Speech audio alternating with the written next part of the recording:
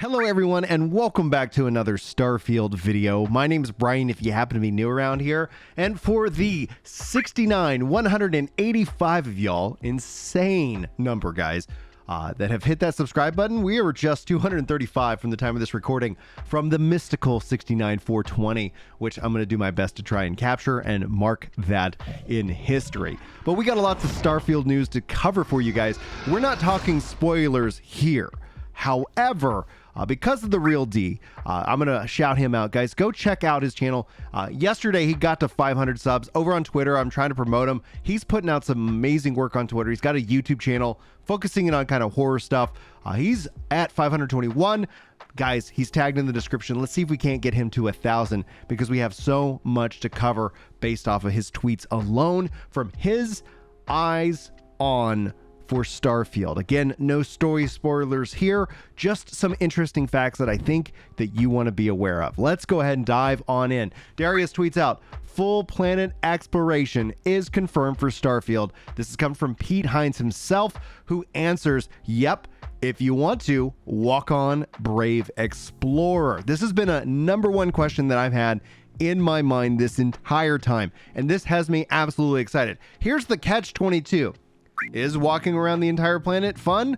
Who knows? And if it's not, I'm sure people are going to be like, who wants to walk around a whole planet anyway? But we're going to have to wait and see what the full reaction to this is. This seems insanely massive. Obviously, again, 1,000 planets. They're all going to be varying sizes. I wonder how that's going to ultimately feel, and if we see some insane folks, or who knows that they put some insane achievements behind it. But we'll be sure to talk about it as that information unfolds here in just, I think it's like 9 days from the time of this recording, guys. We've almost made it.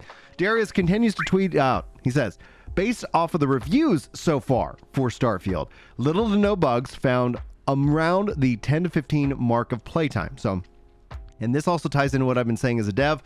Version 1.6, guys. This feels like they finished the game and then they looked at it and said, how can we make it even better? And they continue to work on it. That is the hopeful strength that Microsoft brings to these projects. Hey, you have a really good game, but why don't you take extra time to really make it an incredible experience? And if we can see that level of discipline come out, it's going to be absolutely mind-blowing for gaming overall. However, the catch-22 here, the flip side of that is that for games that maybe would be classified as a AA, or that they might be marketed as AAA, there could be a massive discrepancy between the different studios and what kind of games they're ultimately releasing. Not every game is going to be a Starfield in size and scope in this case. Anyway, it goes on. Starfield looks absolutely stunning. Lighting and inside buildings looks beautiful. 4K 30 actually doesn't look bad for Starfield. Starfield can start slow, but you can learn all the new mechanics to the game as the world opens up big time, and it will be a very surprising for some who are still in doubt. Then going on with his eyes on with this. Now, again, no story spoilers here. I'm going to do my best to also protect and shield you guys from that, even in my own content. So that's just trying to me being committed to you on that. Character creation is insane, he says. The best I've ever seen by any Bethesda game. For my black brothers out there, I'm speaking on behalf of him. My gingers, we don't have too many any issues with hairstyles here. They actually have haircuts that are really designed for black people. No bugs or glitches that they've noticed. They are really took their time with this game. The graphics, and he says, oh my goodness. The graphics, the acting and face gestures are much more improved from the first time the gameplay that they've seen. The gunplay and enemy reactions, holy smokes, dudes.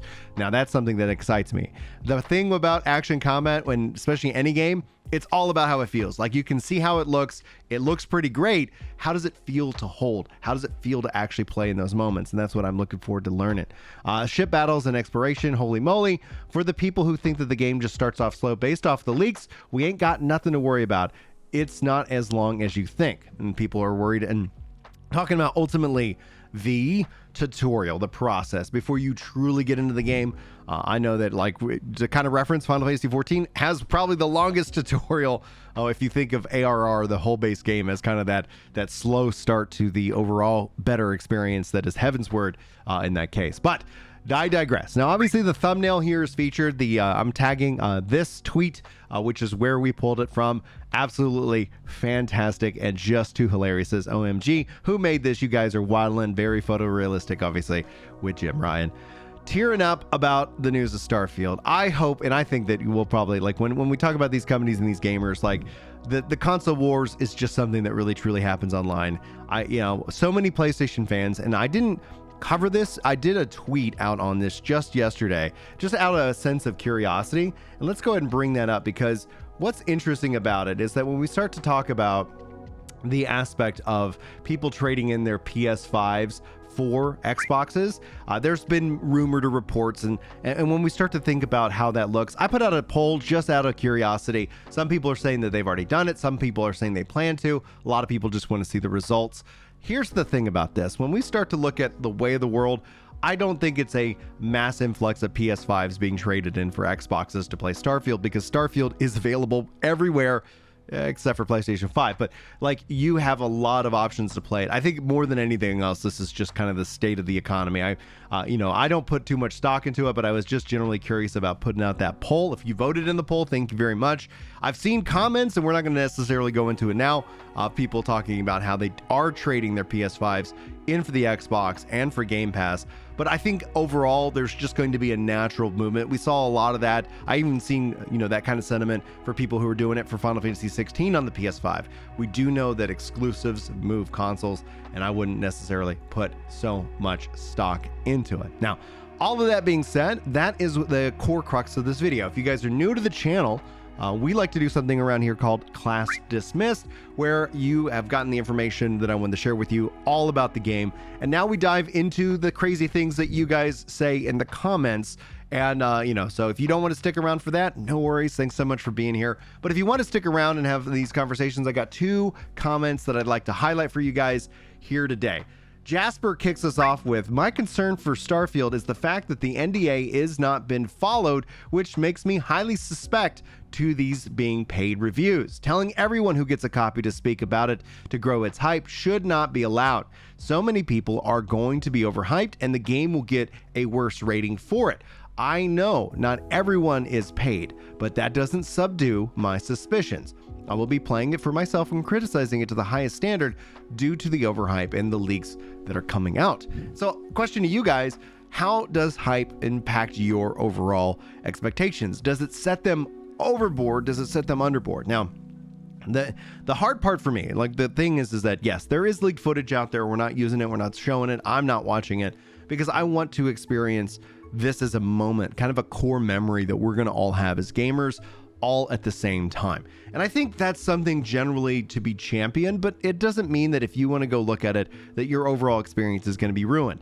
I think when you go hands-on with any game, that's really where the rubber meets the road. I'm not actually worried about any of these reviewers' scores. What I'm generally interested in is that, does it delete, like, is there a bug that wipes out my progress? Like, that in and of itself, I find is to be inexcusable for any type of release. Outside of that, anything else is just, I'm just here to have fun. I literally just love playing games. I love, talking about games. And regardless of if it's a 5 or a 10, it's all about just having fun. And so the only thing that matters to me personally is, am I having fun? Yes or no? So that's why I don't feel like I'm the best reviewer, but I always try to also then look at it from a cost per hour of joy. So if the game is going to cost me $70, or, for example, I want to get a certain value of entertainment out of that product, and gaming offers such, I think, the highest return on that versus something like Netflix or watching a movie or going to the movies in terms of like the hour of, for fun. What did it ultimately cost me? And with the movie prices and with a family of 6 here, when I say 6, excuse me, 8, 6 kids, 2 adults, taking them to the movies, like, that ends up being like, there's the cost per hour of fun and just to get the kids out of the house and to go see a movie Absolutely insane. All right, now let's jump into the last comment for today. I'm sure this is going to kick off a lot of different opinions. Welcome in, everybody. We talk about whatever you guys are talking about unapologetically here. So if this makes you uncomfortable and you stuck around already, personal responsibility. Don't complain to me about it, because it's going to fall on deaf ears in this case. Psycho Philosopher says, sure, socialism doesn't work that well, but do you think social programs and the redistribution of wealth itself does offer benefits to society?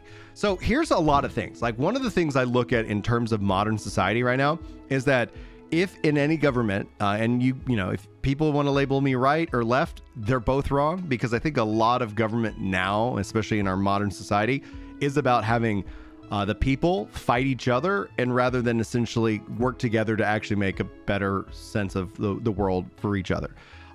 That's just how I see it. I don't actually see it as a left or right issue, but a lot of people like to categorize things because it makes it easier to dismiss, or it makes it easier to have a team. And that's just the nature of humanity. We are tribal by nature, and social media makes us even more of that. But when you get together, and if you have the idea of you want to seek understanding of especially the other side, I consume as many resources from people that I agree with and I disagree with. I'm always trying to understand and learn more, because I'm not stupid enough to think that I'm smart. And thank goodness I have whatever that is, in my head, that I'm not sitting here going like, I know how to fix these issues. We just got to do this. And it's like, no, thankfully I'm not dumb enough to think I'm smart. But in case of this, like, I would advocate for anything of a policy that says a strong family means a strong country, or a strong nation, or a strong world. And then that goes into, how do we do that? And then the action of doing it. I think there's a lot of things. And that's where one of the things, when it comes to this country, specifically the United States, we have 50 laboratories. I'm all about, let's figure out what works. We see social programs offer a huge benefit to society. Libraries, for example, or heck, even the tax credit thing that they rolled out to families with kids. Instead of giving it all in a lump sum at tax time, you end up getting it distributed to you over the course of several months. And we saw child poverty drop because of that. And that's what I mean. Data-driven studies of what actually really helps benefit people, because we've also seen social programs hinder people, hurt people, hold them back, keep them, and break up families. And when you start having, like, it's an unintended consequence, it would be my assumption. When you start having that and it starts breaking up families, that ends up having a bigger societal cost to it. So in terms of it, like, yes, I'm actually interested in, will always be interested in programs that we can have these conversations. But I also believe that capitalism has brought in more people out of poverty. I think unfettered capitalism, when you take it without any form of moral compass that is then applied to society, hurts everybody. And that's not good, because essentially then you just see you just see people getting screwed, and you see what we have going on right now with the collapsing of the middle class. But here is where all of it hits the road for me. You don't have to agree with me, you don't have to believe what I believe, but when I think about who I am in this world, I can only control me, and I can only control how I react to the environment that I have. Now, thankfully, I have a couple personality traits that make this that work real well for me. I'm a self-starter. I'm self-motivated. I'm also like weirdly disciplined in certain categories. Like I, have been able to like cut out alcohol for years just because I said, you know what, I'm going to not drink alcohol for 2 years. Cool. All right. That's my just personal self-challenge. I love challenging myself to try and always better it. That is my personality. So take that for what you will with what I'm about to say. At the end of the day, outside of obvious circumstances, and I could tell you my life story, but that make this video longer than it needs to be. I could tell you the life story of my mom and what she's all been through, but that doesn't really matter. What matters is what can I control and how do I contort myself?